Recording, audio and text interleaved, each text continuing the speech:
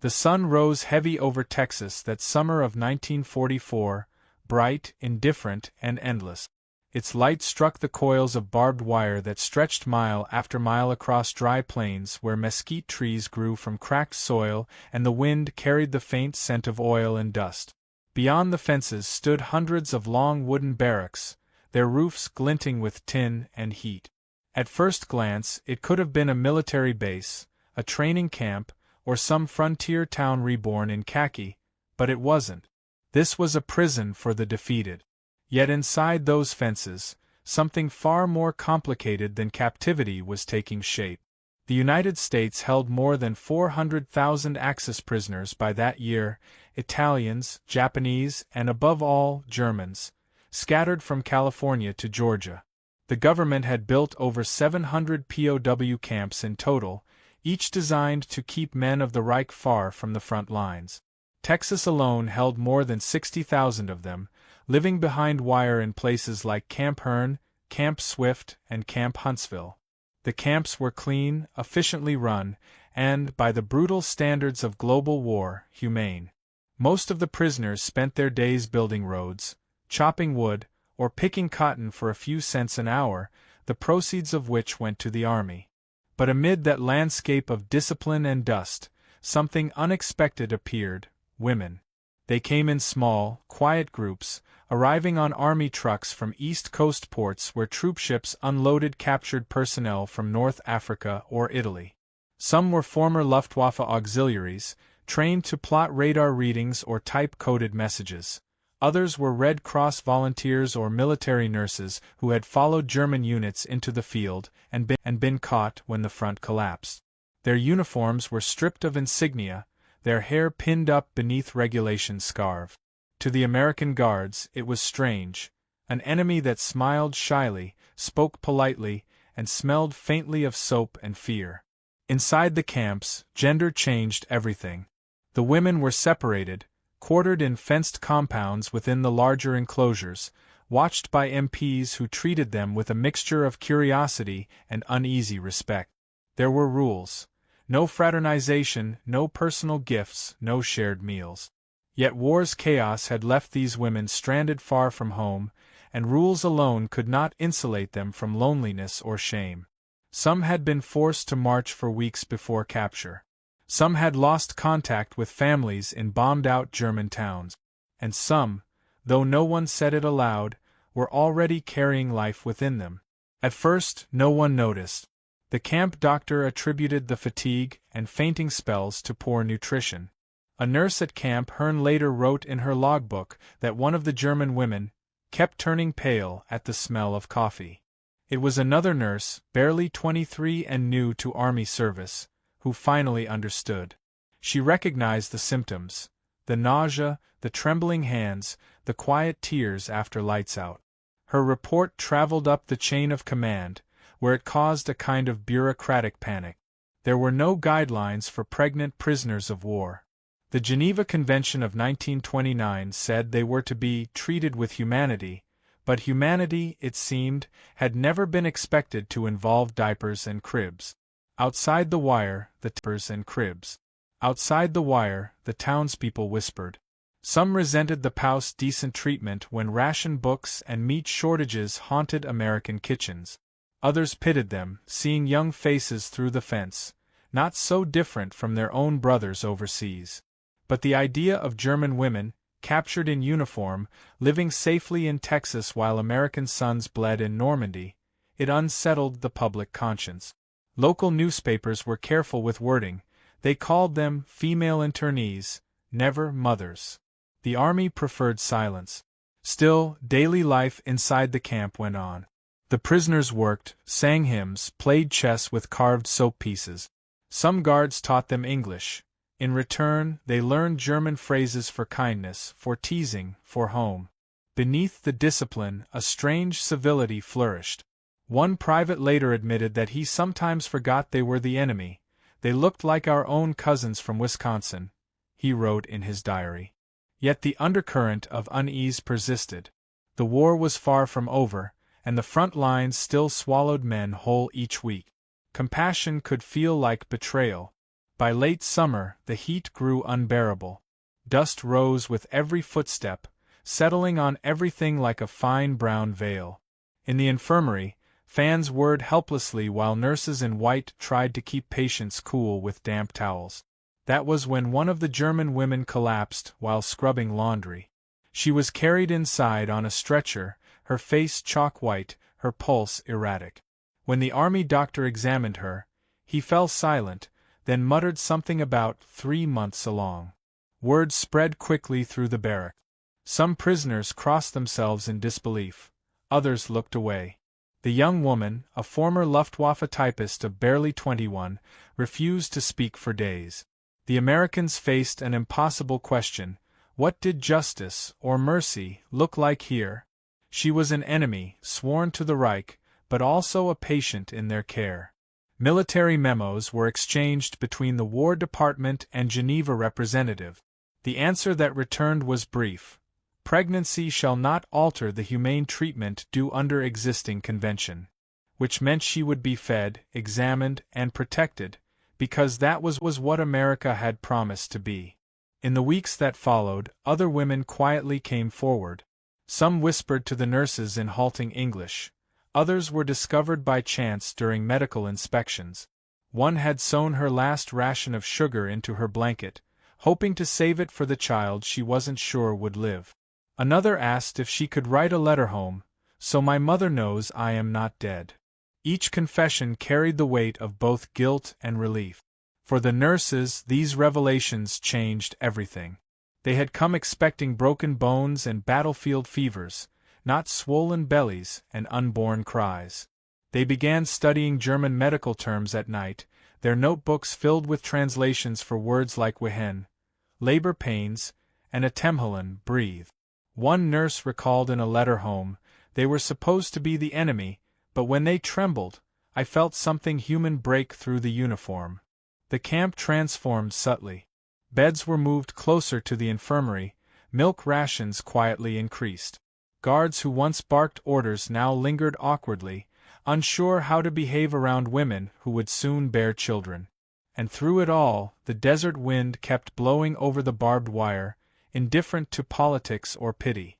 By autumn, the days shortened, the cicadas quieted, and the smell of rain returned to the earth. Inside the infirmary, the first cry of labor echoed in the dim light of a kerosene lamp. A nurse dropped her pen, another ran for hot water, and the army doctor, once so firm about regulations, found himself kneeling beside a woman who had been his enemy only months before. No one spoke of it outside the walls. Official reports reduced the moment to a single sentence: female prisoner delivered of child, condition stable. But the guards who heard the infant's first cry never forgot.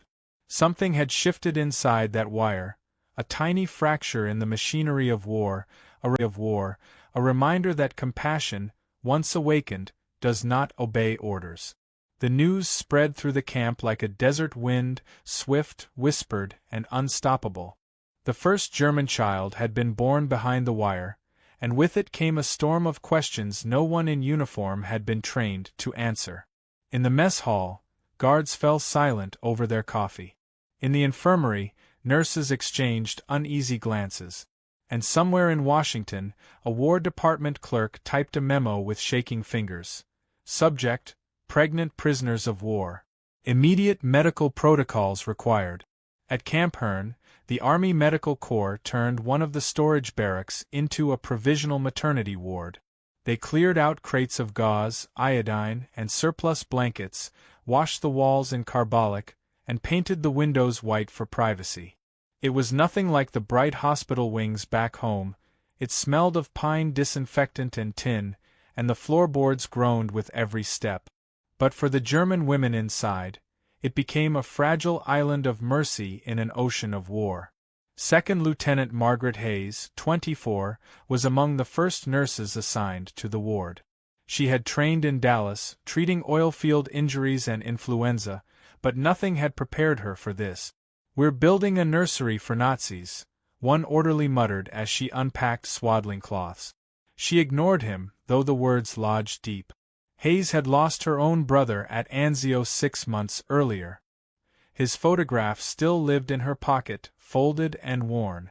Yet when she met the terrified blue eyes of the young prisoner in bed, Liesel, a Luftwaffe typist from Cologne, something in her war-hardened heart faltered.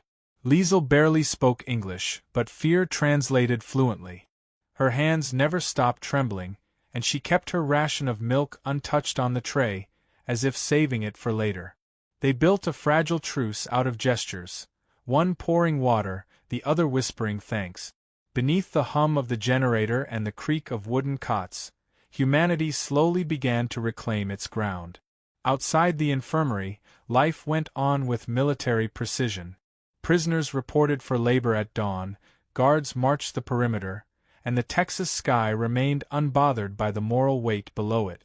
But inside, the atmosphere thickened with uncertainty. The Geneva Convention demanded humane treatment.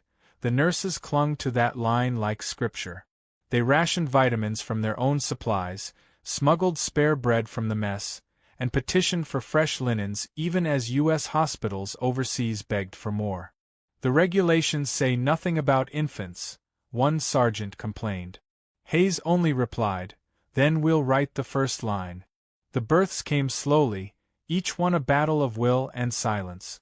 During labor, the women prayed under their breath, sometimes in Latin, sometimes in the soft dialects of southern Germany.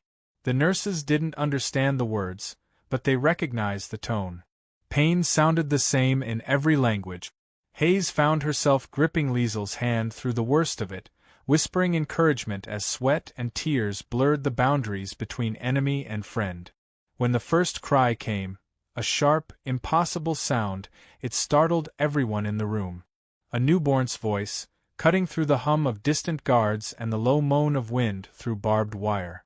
Later, when Hayes wrapped the infant in a clean white cloth stamped U.S. Army Medical Department, she noticed Liesel watching her with tears streaming silently down her face. For the first time, she didn't look like a prisoner at all. She looked like every other mother Hayes had ever seen, terrified, exhausted, and unbearably alive. The young nurse placed the child in her arms, unsure which of them was more changed by the gesture. But mercy in wartime was never unobserved. A visiting colonel from the 8th Service Command toured the ward weeks later, his boots echoing across the floorboard. He examined the charts, frowned at the ration logs, and muttered that, "The public won't like this." The women straightened in their beds, clutching their infant. Hayes met his gaze without flinching. "They're under our flag," she said evenly. "That means they're under our care." The colonel said nothing more, but when he left, he took the extra milk allotment forms with him. For a while, the mothers went without. In town, rumors began to swirl. Some locals called the babies Hitler's angels. Others, secretly, sent knitted socks through church intermediaries. Newspapers avoided the subject altogether. No one wanted to imagine Nazis being rocked to sleep under the American sun. Yet among the camp personnel, something intangible had shifted. A few guards volunteered for night watch by the infirmary just to listen to the soft cooing through the walls, a sound that reminded them of home. The chaplain began holding quiet evening prayers for all souls, known and unknown. Even the hard-nosed camp commander, Captain Riley, found himself pausing outside the ward's window one evening, hat in hand, staring at the glow of the kerosene lamps until the chill forced him away. The women wrote letters they were never sure would reach Germany. "My child was born among those we called enemies," one wrote, "but they gave him life. Tell father not to hate them." Others sent sketches of cribs and lullabies, drawn with pencils borrowed from guards. For many, the maternity ward became a paradox.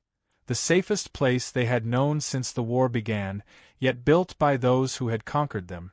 As weeks passed, the ward filled with quiet miracles and small tragedies. One child did not survive. The fever came too quickly. Hayes buried him herself in the camp cemetery, beneath a wooden cross that bore no name, only a number. She placed a single wildflower at the mound and whispered, "You didn't pick a side." That night, thunder rolled across the plains, and the rain washed the red dust clean from the graves. Winter crept over Texas by December. The nights grew cold, and frost glazed the wire fences like silver thread. Inside, the mothers shared their blankets with their infants, humming lullabies that even the guards began to recognize. Hayes walked the aisles at night, lantern in hand, listening to their breaths mingling in the dark. She wrote in her journal, "We're learning that mercy is a discipline too. Harder than obedience." When mail finally arrived from Europe, some letters carried terrible news: families gone, homes destroyed. The women folded the papers into small squares, pressed them to their hearts, and went back to rocking their children. They had lost everything except what they now held. And in those moments, Hayes understood that the war's true front line wasn't across the Atlantic but right here, between vengeance and grace. One evening, as the last nurse extinguished the lamps, Hayes paused by the window. Beyond the fence, the horizon pulsed faintly with lightning from a distant storm. She thought she heard faint singing from the barracks, men's voices in German, low and mournful, carried by wind. Inside, a baby stirred and began to cry, a soft, uncertain sound that filled the wooden room with life. Hayes smiled faintly and whispered, "Sure you're safe." "Sure you're safe." But even as she spoke, a jeep rolled into the compound carrying sealed orders from headquarters. The driver stepped down, his face unreadable, and handed her the envelope marked confidential, reassignment pending. Hayes broke the seal under the lamp's glow, and the words made her breath catch.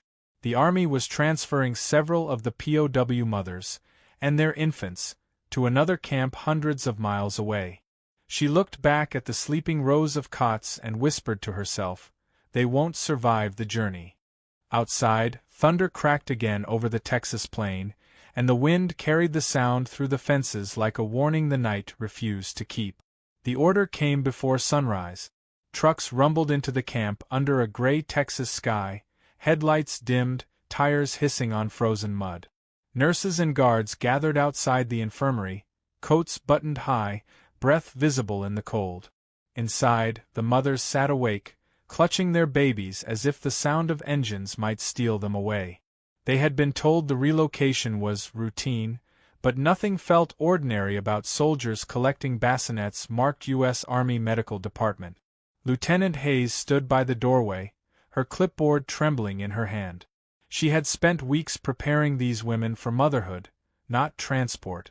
The new orders said they would be moved to Camp Swift near Bastrop, closer to a hospital, the memo claimed.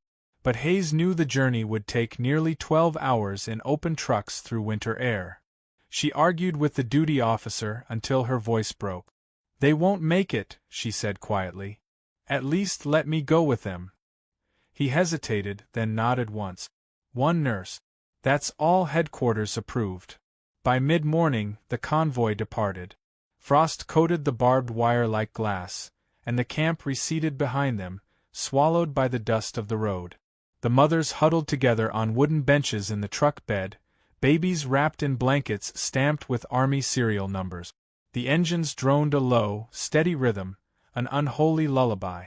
Hayes sat between them, passing canteens, murmuring soft comfort. A baby coughed once, then fell silent against its mother's chest. The woman, her name Marta, kissed his forehead and whispered a prayer that began in German and ended in tears. Hours later, they arrived at the new camp. Camp Swift was larger, colder, and more severe, a compound built for thousands of men, not a handful of women and infants. The guards led them through mud toward a freshly painted barrack, where a Red Cross flag hung limply in the wind. Inside, cots were lined edge to edge, each topped with a folded wool blanket. There were no cribs, no bottles, no lamps, only the bare promise of safety. The women looked at one another, unsure whether to be grateful or afraid. Over the next weeks, the maternity ward became a world within a world. Babies learned to cry above the hum of generators. Mothers learned to rock them to the rhythm of roll calls and bugle horns. The guards grew used to the sound. "You can tell feeding time by the noise," one joked, half fondly, half disbelieving. Hayes established routines, feeding schedules, sterilizing procedures, medical charts that looked as official as any infantry roster. Yet every day she felt the weight of absurdity. Soldiers who once fought across Europe now measured milk rations for German infants. They were healthy, pink-cheeked, and loud. Their mothers began sewing makeshift gowns from army bedsheets, cutting sleeves with trembling hands. Some embroidered tiny initials, an act half forbidden, half sacred. When Hayes passed by, they hid the thread but not the pride in their eyes. "They will know they were loved," one mother said softly in German, "even if the world will not." Outside, rumors grew. Local newspapers caught wind of enemy babies born on U.S. soil. Letters poured into the War Department, some furious, others curious. "Why are our nurses tending to German mothers while our own sons die overseas?" asked one Texas congressman. "Because mercy does not surrender when flags do," an anonymous reply scrawled in pencil, appeared days later on the camp's bulletin board. No one admitted to writing it, but Hayes recognized the phrasing. It was hers, copied from a note she had left in her journal. In private, the nurses wrestled with guilt. They received telegrams about lost brothers, fiancés missing in France, yet still they sterilized bottles, sang lullabies, and prayed over cradles carved from army supply crates. Compassion had become an act of rebellion, a quiet defiance of hate itself. "We're fighting another kind of war," one nurse whispered one night, "and I hope this one never ends." By February, the ward held 12 infants. Their cries echoed through the barracks like fragile declarations of life in a place built for captivity. Some of the babies were baptized by the camp chaplain, who poured water from his canteen and murmured blessings that blurred English and Latin. He told Hayes afterward, "I don't know what flag covers a soul, but I know what peace. I don't know what flag covers a soul, but I know what peace sounds like, and it's this." Yet peace was never absolute. Supplies dwindled. Milk shipments were delayed as priority cargo went overseas. Hayes rationed everything. Half portions for the nurses, watered milk for the newborns. She wrote letters to headquarters until her hand cramped. Request additional formula, urgent. Weeks passed before a reply arrived, brief and cold. Resources limited. Proceed with alternatives. So they did. They mixed mashed bread into warm water, prayed it would sustain the children, and waited for spring. One morning, a young corporal entered the ward carrying a small crate. "For the babies," he said, setting it down. Inside were glass jars of strained carrots, labeled with a brand from his hometown grocery store. "My mother sent them," he muttered, embarrassed by his own kindness. The mothers thanked him with soft smiles and tears that glistened like dew in the dusty air. The bond between nurse and prisoner deepened in those months. Hayes had stopped thinking in terms of sides. She thought in heartbeats, in ounces of milk, in the fragile rise and fall of infants' chests. Each cry reminded her that humanity was not a uniform but a pulse. She still kept her brother's photograph near her bed, but now she found herself whispering to it, "You'd understand, wouldn't you?" Then, one night in March, the alarm bell rang. Guards shouted orders, boots thundered outside, and floodlights flared across the camp. An escape attempt. 3 male POWs from a neighboring compound had slipped the wire. The women froze in terror, clutching their babies as soldiers stormed through the barracks searching for accomplices. Hayes stood in their path, arms wide. "There are infants here," she shouted. The captain hesitated, then lowered his weapon. The search moved on, leaving chaos behind. When quiet finally returned, one baby had stopped breathing. Hayes worked for nearly an hour, hands slick with sweat and tears, performing chest compressions too small for human hands. The infant gasped once, then went still. Liesel, the first mother she had helped, let out a sound that was not a cry but something deeper, primal. The nurses buried the child at dawn in a plot beyond the fence. They marked the grave with a simple sign, "Baby 7, born free." That morning, as the mothers gathered around the tiny mound, even the guards removed their hats. The camp felt suspended between the guards removed their hats. The camp felt suspended between grief and revelation. The children who survived became living contradictions, born in enemy uniforms, wrapped in blankets bearing the mark of their captors, yet carrying no hatred of their own. In the weeks that followed, something remarkable happened.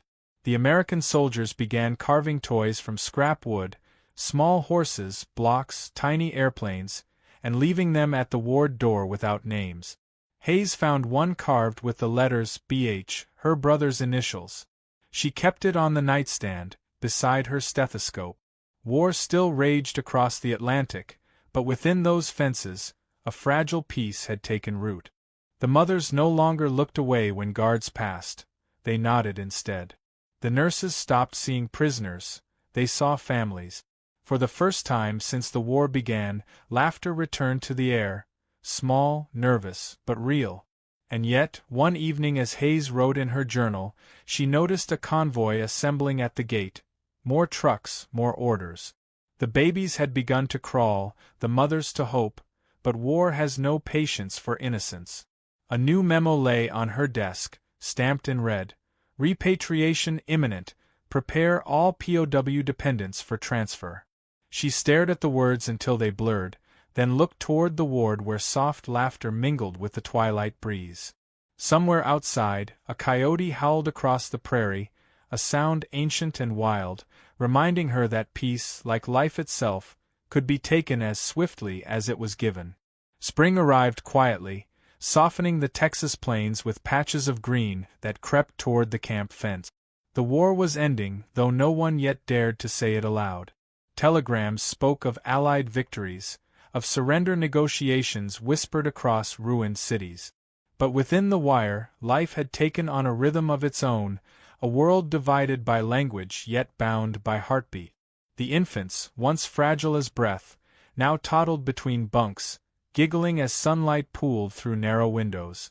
The women, still in faded uniforms, hummed lullabies that mixed with the whistle of trains beyond the horizon.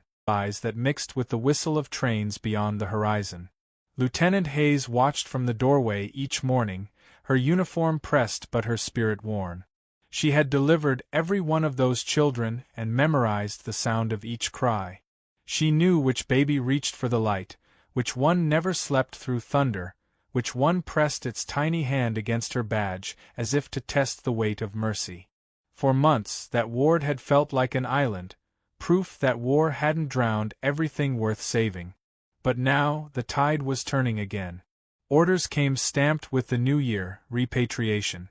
The army would begin returning prisoners to Europe, men, women, and even the children born in captivity. All dependents included, the memo said, as if mercy could fit neatly between lines of military ink. Hayes read it twice, then folded it carefully and slid it into her breast pocket. When she looked up, Liesl stood beside her crib, eyes lowered. Home, the young woman murmured in English, the word trembling. But what home? In the following weeks, crates were packed, inventories checked, and medical files sealed. The women grew quiet. They spent long hours sewing small satchels for the journey, one for milk powder, one for baby clothes, one for hope. The guards, once brisk, slowed their steps. Some carved small keepsakes from cedar wood, a horse, a dove, a heart. The camp chaplain performed blessings over every child, his voice low, uncertain, but sincere. The day of departure arrived under a gray sky that seemed to hold its breath.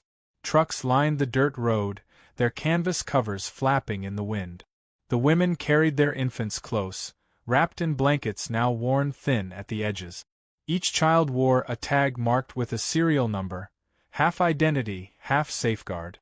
Hayes helped them climb aboard, her hands lingering just a second too long on each shoulder. When Liesl's turn came, she paused. "You gave us life," she said softly. Hayes shook her head. "You gave it back." The convoy rolled east toward the port of Galveston, where Liberty ships waited to carry them across the Atlantic. The trip took 3 days. Rain fell without pause, and every mile felt like goodbye. At night, when the others slept, Hayes sat awake by the cargo hold, listening to the muffled breathing of the women and their children. She wondered how the world would greet them, whether they would be seen as survivors or as reminders of defeat. In Europe, the ruins still smoked. Cities were split open like old wounds, streets turned to ash and silence. Few of the mothers had homes left. Some had families who disowned them for being captured, others returned to find no one waiting. The U.S. Army kept records, precise, unemotional lines in typewritten ink. Repatriated to Bremen, May 1946. Condition, stable. But there were no forms for what could not be measured, the fear, the gratitude, the grief that clung to every breath. Back in Texas, the camp began to empty. Barracks were dismantled, fences rolled up, signs painted over. Within a year, only the wind remained, carrying echoes of laughter that once filled the maternity ward. Hayes stayed behind to help close the infirmary. The room smelled faintly of soap and cedar, as if memory itself refused to leave. In a cabinet, she found a forgotten bundle of sketches, crude pencil drawings of babies wrapped in U.S. blankets, signed with German initials. She traced the lines with her fingertips, then tucked them carefully into her satchel. In the years that followed, the story slipped quietly into history. Official reports mentioned the POW births only in passing, a footnote between statistics. Newspapers ignored them, and no monuments were built. Yet traces lingered in Texas archives. Birth certificates bearing German names, hospital ledgers noting deliveries by Army nurses, and a few faded photographs taken by a curious sergeant with a borrowed camera. In one, a nurse cradled a newborn while a mother smiled through tears. The caption read simply, April 1945, Camp Hearn, Texas. Decades later, historians would uncover those records and shake their heads in disbelief. Mercy, they said, had found a home even in the heart of war. Mercy, they said, had found a home even in the heart of war. But for Hayes, long before it became a story, it had been a choice, one made 100 times a day, in silence, under a flag that dared to believe compassion was stronger than hate. In 1947, before she left the service, Hayes returned to the abandoned site of Camp Hearn. The prairie grass had reclaimed the paths, and only the concrete foundations remained. She walked to where the infirmary once stood and closed her eyes. She could still hear it, the hum of the generator, the soft lullabies in German, the first cry that had pierced the machinery of war. For a moment she imagined the babies grown, scattered across continents, unaware that they had once shared a birthplace under enemy colors. She knelt, pressed her hand to the earth, and whispered, "You lived. That's enough." When she rose, the wind carried the sound of distant church bells from the town beyond the hills. She turned toward it, sunlight breaking through the clouds, gold against the wire ghosts of memory. Years later, when asked what she remembered most about the war, Hayes never mentioned battles or medals. She spoke instead of a wooden barrack in Texas, of a night when she heard the first cry of a German child and realized that the enemy no longer existed, not in that moment, not in that place. "We fought a war," she said, "but mercy won one of its own." And though few remembered their names, the children born behind the wire became symbols of something larger, a testament that even in a world built on division, kindness could still cross every boundary. Their mothers had arrived as prisoners and departed as witnesses to a truth the war itself had failed to destroy, that life, when given freely, does not belong to one side. In the National Archives there remains a single record from 1945, stamped and fading. All infants healthy. Mothers repatriated successfully. Beneath it, in a nurse's handwriting, an unauthorized note survives. May they never know fences. And in that line, half prayer, half promise, the story closes. The war had ended, but mercy, once awakened, had no borders left to guard.